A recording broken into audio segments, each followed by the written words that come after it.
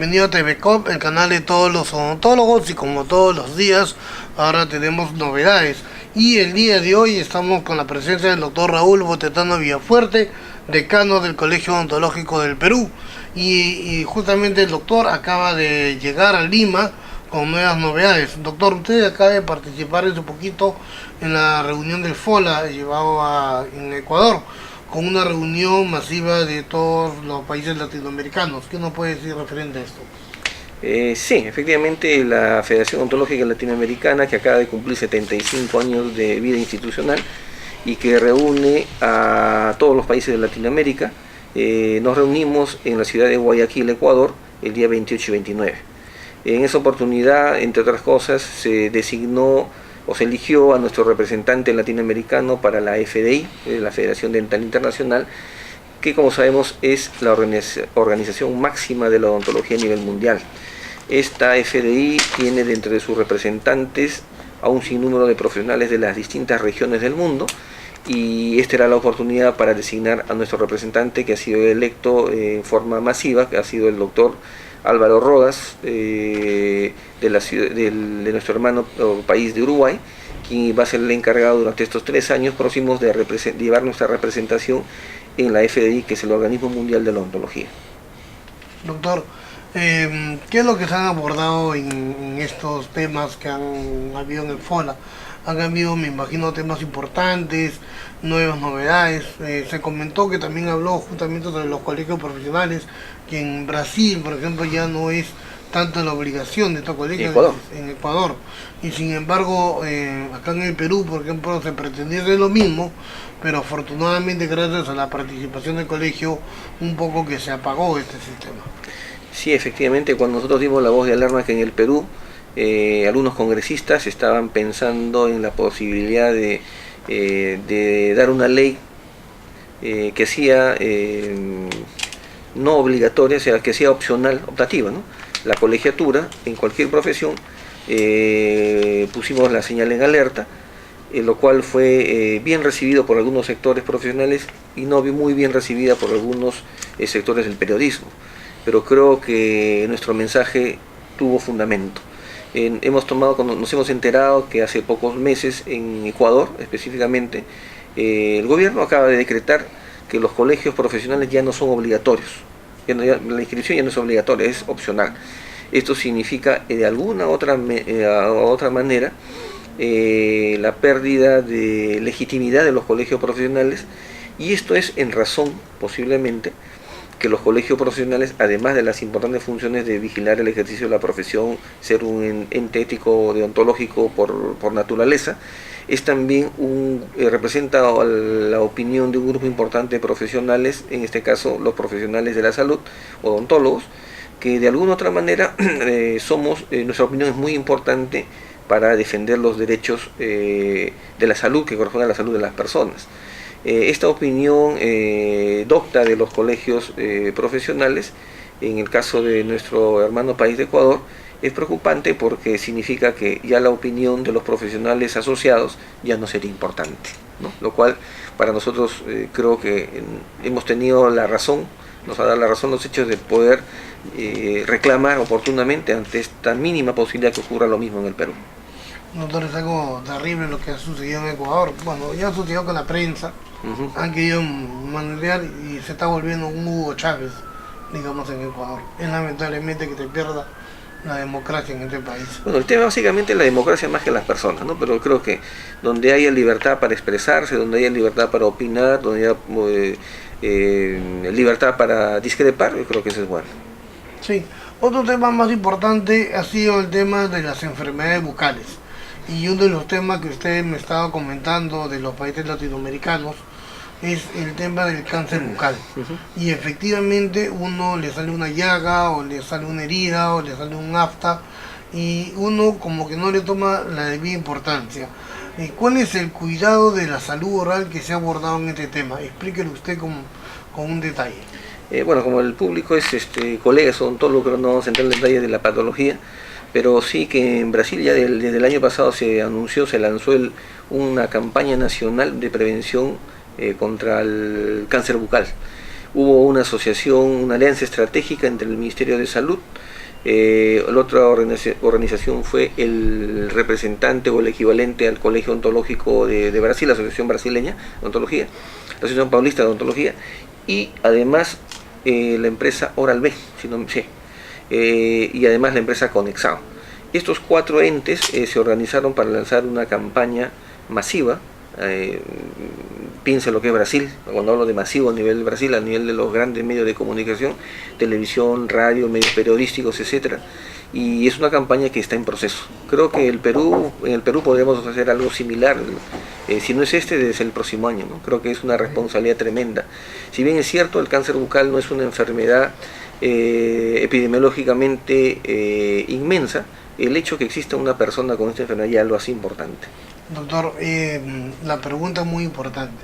Si ya en Brasil se hizo esta campaña y funciona, estamos en el Perú, sería bueno que usted le pida al presidente de la República, al ministro de Salud y a las entidades privadas que colaboran con el Colegio Ontológico, ¿sería bueno hablar sobre el cáncer bucal? Yo creo que sí, es una enfermedad que no respeta a nadie, que no distingue clases sociales, que no distingue bolsillos, y cualquiera puede estar expuesto a esta enfermedad. El hecho de que seamos odontólogos no nos hace inmunes a esta enfermedad, y como profesionales de esta región del cuerpo justamente nos hace responsables de la salud de los millones de peruanos, ¿no? Entonces creo que sí es muy importante que podamos convocar, ¿no?, a las instituciones privadas para que de la mano con nuestro Ministerio de Salud se organice una actividad permanente, en principio una campaña publicitaria con el fin de prevenir este cáncer bucal que cada día aumenta más, ¿no?, debido básicamente a los malos hábitos de las personas. ¿El cáncer bucal se contrae solamente por los malos hábitos? Porque muchas veces se suele decir que es por el cigarrillo. No me refiero a que se contraiga por los malos hábitos. Lo que estoy diciendo es que los malos hábitos son factores condicionantes, ¿no?, y en algunos casos desencadenantes de la enfermedad. El fumar excesiva cantidad de cigarrillos, el fumar cigarrillos sin filtro, el tener heridas en la cavidad bucal, y lo que se hace más común en otros países más liberales como Brasil, por ejemplo, es que la práctica de sexo oral ha incrementado sustantivamente la frecuencia de cáncer bucal. Esa es una de las cosas que se dice abiertamente. Acá somos una sociedad de repente demasiado sacrosanta, ¿no?, y no exponemos estos temas públicamente, pero allá es un problema nacional, y esto se refleja en las estadísticas. Como en nuestro medio no existe un sistema de vigilancia de las enfermedades a nivel del Ministerio de Salud, pero un sistema de vigilancia como debe ser, porque un sistema de vigilancia de las enfermedades no significa que las redes del servicio del Ministerio de Salud estén integrados. Significa que hasta las entidades privadas, hasta los profesionales privados están dentro de ese sistema de prevención y de vigilancia epidemiológica. Entonces eso sí existe en otros países como Brasil. En nuestro medio, quizá por la ausencia de un sistema adecuado de ese sentido, no tengamos una idea exacta del impacto que tiene este cáncer bucal o esta enfermedad llamada cáncer bucal sobre la población de los peruanos, pero sí es muy importante. Usted habló de un tema muy importante y le voy a hacer la pregunta.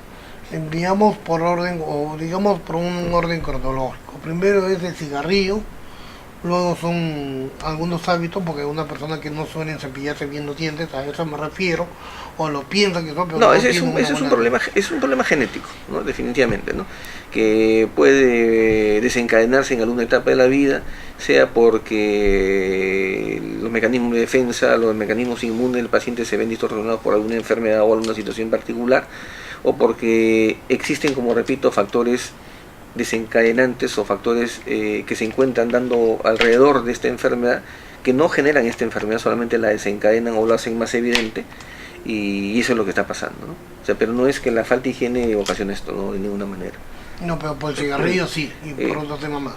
Claro, el cigarrillo, y siempre y cuando lo fumen sin filtro, o que fumen pues más de 15 o 20 cigarrillos al día, ¿no? Un día. Digamos, ¿cómo detectar un cáncer bucal? Estamos usted al frente, hay personas que nos están oyendo, personas comunes, y quieren saber cómo acudir a un dentista o cómo puede detectarse si ya tiene cáncer bucal. Ya. Otra cosa que me estoy olvidando antes, no estoy evadiendo la pregunta, pero en nuestro país existen los chacchadores de coca, ¿no? El chacchar coca, el hacerlo en una mezcla de hoja de coca mezclado con sustancias alcalinas, que es la que hacen el cuerpo del bolo, es un factor muy agresivo ¿no? Muy agresivo, que puede también condicionar ¿cómo se llama?, el desarrollo del cáncer bucal. Es decir, no solamente es cualquier sustancia que pueda producir irritación crónica, desde un cigarrillo, por el calor o por el contenido nicotínico u otros factores, como también el exponer los tejidos de la boca a sustancias altamente alcalinas, como es justamente ¿cómo se llama esto?, las cenizas o las sustancias alcaloides que utilizan para formar el bolo de la hoja de coca, del chachabor de coca. Y si esto es una costumbre cotidiana en nuestro país, ahí tenemos un grupo con elevado riesgo de contraer esta enfermedad. ¿Cómo detectar un cáncer bucal a tiempo? Una herida que no cicatriza, una úlcera, es decir, una falta de epitelio en la superficie que no duele, la presencia de ganglios linfáticos aumentados de tamaño sin causa aparente, o de pronto simplemente un afta, entre comillas un afta, o sea, una herida, como repito, que no cicatriza, ¿no? O una extracción dentaria realizada recientemente y que pasa más de 3 o 4 semanas y no cierra, ¿no? Esos son algunos indicativos, siempre que se trate de carcinoma, ¿no? Si es sarcoma, pues eso sí no se puede prevenir. ¿Y hay algún porcentaje en el Perú de cáncer bucal ya detectado? Bueno, la frecuencia, si hablamos en números, no tiene un impacto elevado de 1 al 3% de la población, ¿no?, que ya de por sí es importante, pero si lo comparamos con otras enfermedades como cuadros diarreicos, lo comparamos con infarto de miocardio, lo comparamos con caries dental, resulta mínimo. El problema del cáncer bucal, llamado así, es que es letal, ¿no?, y que produce definitivamente la muerte de las personas. Entonces usted haría un llamado, digamos, a las entidades privadas, en este caso que trabajan con el Colegio Odontológico, al ministro de Salud y al presidente, justamente para unir esfuerzos y hablar sobre la tarea de prevención, antes de lamentar ya, digamos, una secuencia como el cáncer. Sí, pues sería importante realizar una iniciativa para convocar a estas instancias para poder realizar de pronto una campaña de prevención sobre el cáncer bucal, que es muy importante. Ok, como ustedes estuvimos con el doctor Raúl Botetano, decano del Colegio Odontológico del Perú.